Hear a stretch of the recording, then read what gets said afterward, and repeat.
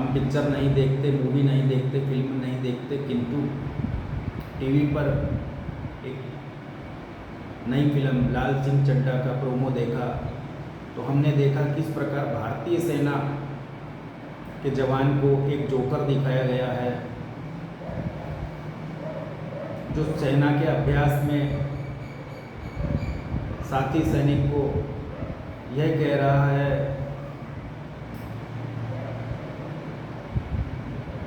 जो कहने लायक भी नहीं है। यह इस प्रकार भारतीय सेना को जोकर क्यों बताया गया, अच्छी बात नहीं।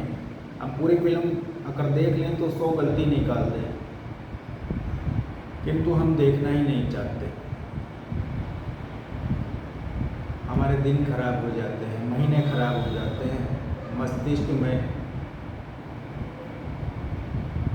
बहुत कुछ समस्या हो जाती है।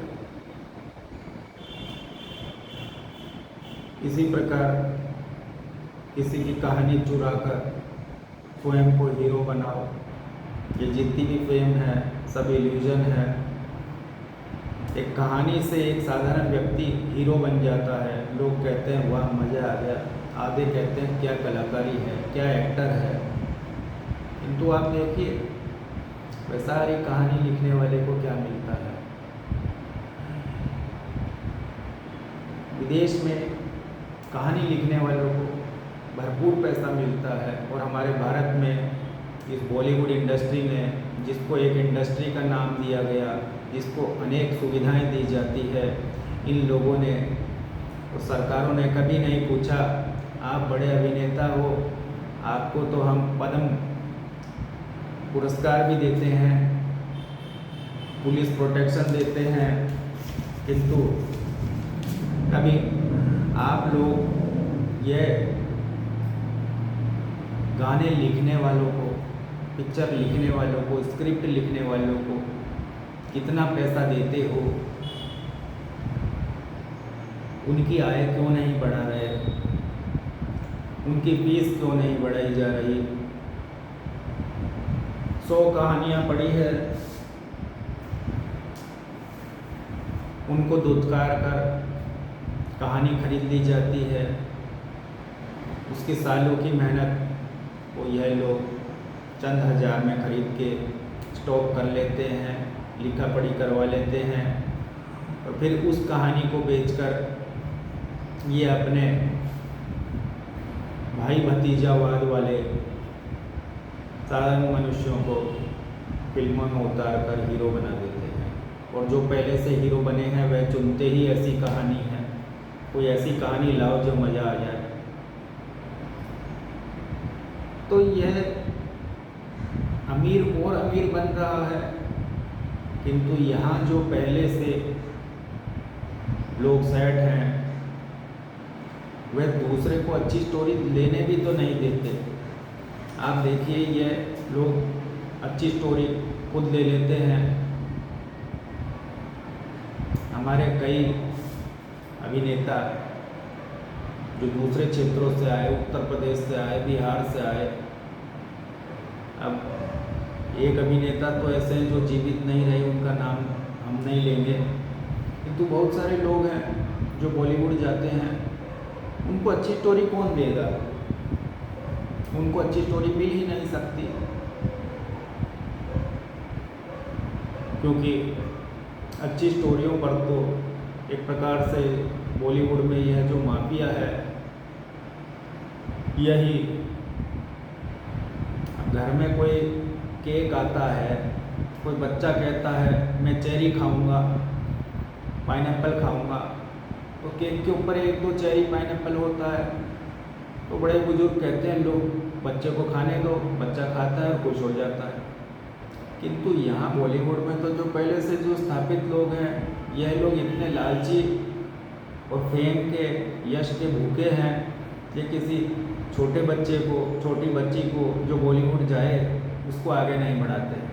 उसको तो कहते हैं चल तू भी मेरे साथ आकर फिल्म कर ले, तू मेरी हीरोइन बन जा। अब आप बताइए 50 के हो गए, 55 के हो गए, इनको हीरोइन चाहिए 20 की। 18 की। और उनकी गलती नहीं है, हमारे देश में गलती ये है जो 20 साल का अभिनेता 30 साल पहले अभिनेता था, उसी को आज भी झेल रहे हैं। वो तो अंकल हुआ नहीं। और हम तो जब कॉलेज में थे, सेकेंड ईयर में थे, 20 साल के थे, तब 1 साल छोटा लड़का भी हमको क्या बोलता था, अंकल। हमने सोचा भैया ही बोल दो, किंतु हम तो 1-2 साल का अंतर भी हो और हम तो अंकल दिख गए, जबकि हम तो पतले भी थे, एकदम फिट थे और बाल भी खूब थे। लेकिन अब जिन लोगों ने बाल लगवा रखे हैं, नकली बाल हैं, वह लोग सुपरस्टार हैं। नकली बॉडी है, वह लोग सुपरस्टार हैं। और लोग कहते हैं मेंटेन किया हुआ है। आप बताइए, आज 55 के मेंटेन किया हुआ है तो वो 98 के हो जाएंगे, तब भी उनको ही लोगे क्या? किंतु भारत में देशवासी भी ऐसे हैं जिसका फेवरेट जो 30 साल पहले था, दूसरा फेवरेट स्टार बन ही नहीं सकता। किसी को सलमान खान पसंद था तो आज भी वही है। अपने दिमाग को खोलो, कोई दूसरे को बना लो। पत्नी तो एक हो गई, कहते हैं दूसरी होती तो अच्छा रहता, किंतु अपना फेवरेट एक्टर या एक्ट्रेस भी हुआ तो 30 साल से झेल रहे हैं, 20 साल से झेल रहे हैं, 1 साल से झेल रहे हैं।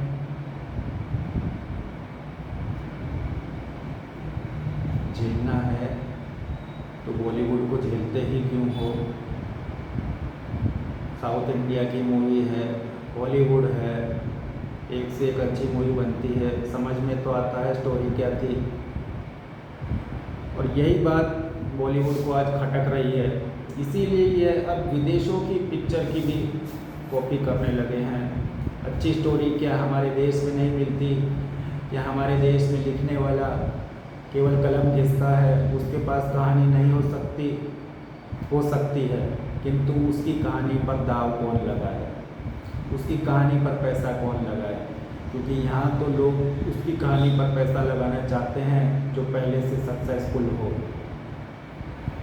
और आप बताइए, कहीं ना कहीं इस पिक्चर में भारतीय सेना के जवान को जोकर बताया है, जो ट्रेनिंग के दौरान पता नहीं क्या क्या बात कर रहा है। इंडियन आर्मी में ट्रेनिंग के दौरान, ट्रेनिंग के समय इस प्रकार की हंसी मजाक नहीं होती है। यह बहुत रिजिड ट्रेनिंग होती है और वहाँ चयन भी ऐसे लोगों का नहीं होता जो ट्रेनिंग में भी हंसी मजाक करे। आप बताइए, हंसी मजाक में जान वैसे ही ट्रेनिंग में निकल रही है, कोई सांस तो ले नहीं पा रहा, हंसी मजाक और करेगा। एक नहीं 4 तरह के बिस्तर बता दिए। तो यह जो सच नहीं है, इतना झूठ नहीं दिखाना चाहिए। और बदनाम कौन हुआ? Indian army. किंतु इंडियन आर्मी के भी जो जवान हैं, अधिकारी हैं, इसको एक लाइट जोक समझ लेंगे, कोई बात नहीं। किंतु यही बात ऑनर की होती है, प्रेस्टीज की होती है, जो कम से कम हमको तो पसंद नहीं आए। अनेक न्यायाधिपति भी होते हैं, इसको छोटा सा मजाक कर लेते हैं, खुद भी कर लेते हैं। आपने कोल्ड ड्रिंक पी, हमको भी पिला सकते थे, अगली बार ऐसा नहीं चलेगा। ठीक बात है। कोल्ड ड्रिंक में क्या है, कुछ और तो नहीं है, हमको कैसे पता? किंतु जज साहब को यह भी तो पता होना चाहिए ना, उनकी कोल्ड ड्रिंक में तो कुछ भी हो सकता है। आपके सामने भी रख दी तो आपकी कोल्ड ड्रिंक में तो कोल्ड ड्रिंक ही होगी।